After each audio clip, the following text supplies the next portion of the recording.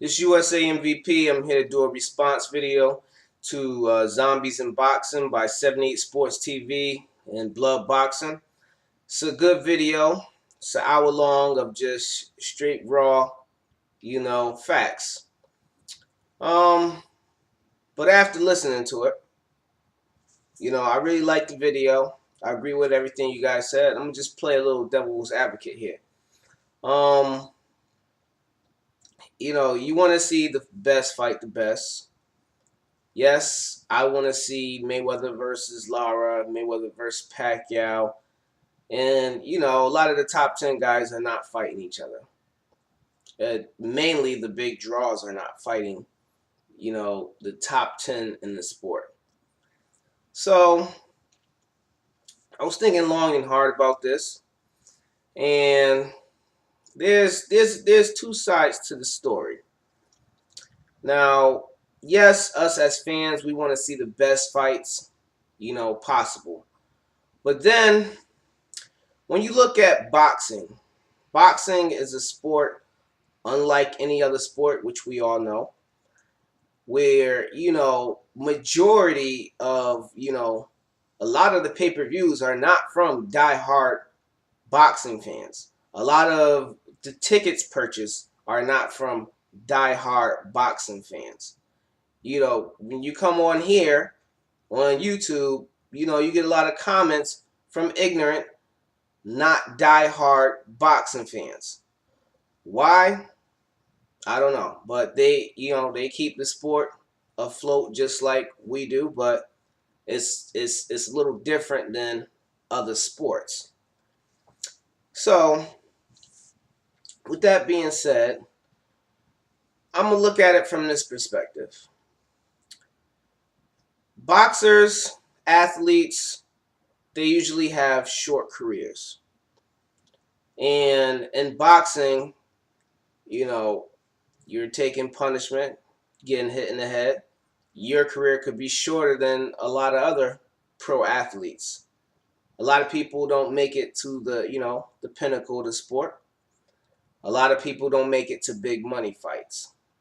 Not to say that they're not good enough, but maybe they weren't managed well enough. And you look at it as being a fighter. Your goal, yeah, obviously you want to be the best. You want to be recognized as the best. You want to fight the best. But sometimes going that route, where does that leave you? Where does that leave your career when you're, fighting back to back the best of the best competition? And I'm going to use an example. Jermaine Taylor. Jermaine Taylor was one of my favorite fighters. He's fought any and everybody he could in his division, upper division, signed up for the Super Six. And through the course of that, he took a lot of punishment. And I think if his career was managed well and guided right, he would have had a longer career, a better paying career. Not to say that he didn't get any big money fights, but it's not obviously at the pinnacle of like a Mayweather or Pacquiao, which I think he probably, could have made it there. I personally do. And you got to ask yourself as a promoter of a fighter or the manager of a fighter, are you going to say, okay, I can just, fight all the best, high risk, low reward fights for my fighter because I want my fighter to fight the best? Or no, this is a business. I want this fighter, to live out his career longer, have a longevity to his career, and make the most money as possible so he's the most secure when, he retires from the sport and he's not, damaged good. Damaged goods. He could walk away from the sport without having to take up, all the up and comer fighters because he has losses on his record and he has to keep rebuilding and keep rebuilding. And as the fighter, you're going to want somebody, I would think you would want somebody to manage you in that way as well. Then another thing is that us as fight fans, we we get the casual boxing fans engaged and involved when there's a build up to the fight.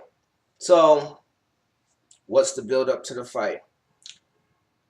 There's a lot of cherry picked fights to, promote and make the fighter seem better than what he is. Example, I don't want to say it's Canelo Alvarez. He hasn't fought a lot of the top 10 either. He has 40 something fights, but he's a star. I'm not saying he's not talented, because I think he is talented. But they promoted him well. You don't know anybody else in the sport that would have, created that much revenue and that big of a payday. And, that was good for boxing. You don't know anybody else that would have done that, fighting the level of opposition that he fought in his division. And that's due to good managing, good promoting. So sometimes I feel like, from them not fighting the best and fighting okay fighters, I think it's to preserve the fighter. And I enjoy boxing regardless if you fight, cherry pick fights. Not that I prefer them, but I'm going to support it regardless. And I think that's about it. Don't just watch the video. Make sure you subscribe to the channel. Also subscribe to 78SportsTV BloodBoxing. They put on a really good YouTube show. Also subscribe to my boy's page, Boxing Wave. He did a response video as well. Follow me on Twitter at usamvp_boxing.